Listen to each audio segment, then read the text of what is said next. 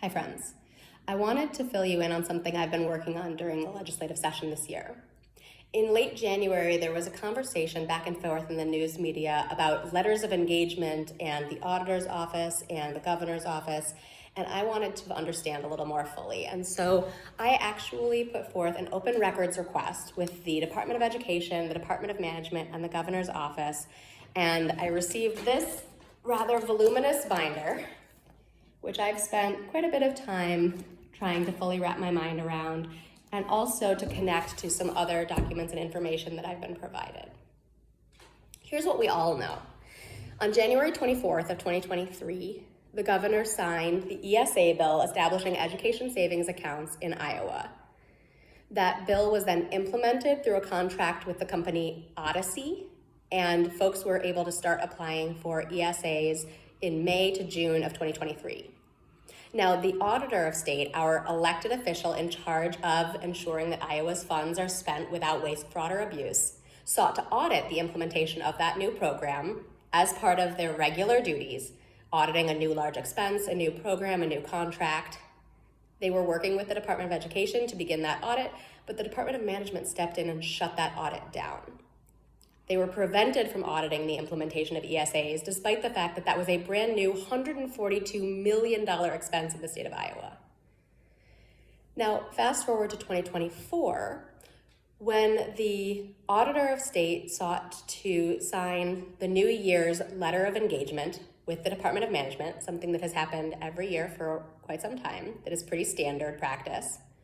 The Department of Management refused to sign the standard engagement letter and instead requested a different version that would have required a separate letter for each individual audit. Now, what's frustrating about this is that letters of engagement are generally actually a tool of private auditing firms. They're not, strictly speaking, required for state auditors. Many states don't even do them because it is within code that the role of our state auditor is to audit our state programs, agencies, every program, every year.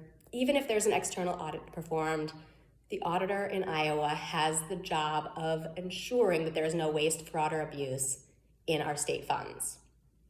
But they were prevented from auditing ESAs again in 2024.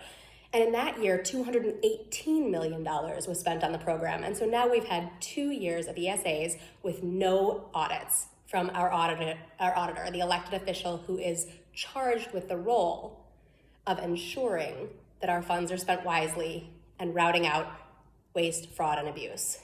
Now, in 2024, there was finally an engagement letter signed.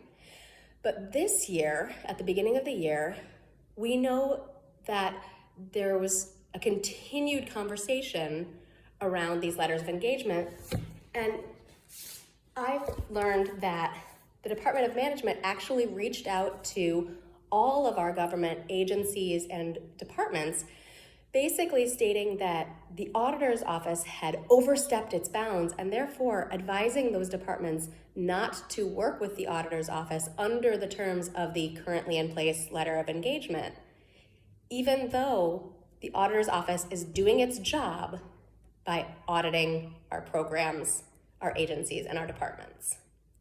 Now, this year, all families, regardless of their income, will be eligible for ESAs, and there has still been no audit by the people's elected auditor of state, the person whose role is to audit for waste, fraud, and abuse of state funds.